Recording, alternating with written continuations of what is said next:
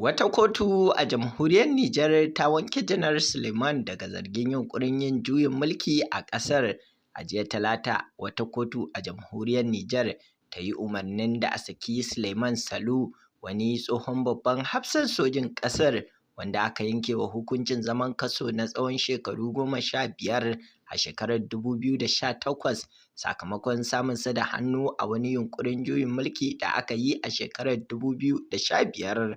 Wata majiya ta kusa da janar ɗin ta shaidawa kamfanin dillancin labaran Faransa cewa an yi zaman sauraron ɗaukaka ƙara da ya yi, kuma alƙalin kotun ya ba da umarnin a sake shi nan take. Kazalika, wata majiya ta kusa da gwamnatin sojin da ke mulkin Nijar a yanzu ta tabbatar da wannan al'amari na sakin janar ɗin mai shekaru 70 a duniya. Janar Suleiman Salu, wanda hafsan sojan sama ne, yana cikin sojojin da suka kifar da gwamnatin Muhammadu Tanja a shekarar 2010. Tuni dai sojojin suka fara shan caccaka kan wannan hukunci, inda ake ganin sun yi biyayya gare shi ne kawai saboda kasancewarsa soja ɗan uwansu, la'akari da yadda suka saba yin biris da hukunce-hukuncen kotu ko kuma umarnin a saki wasu mutane.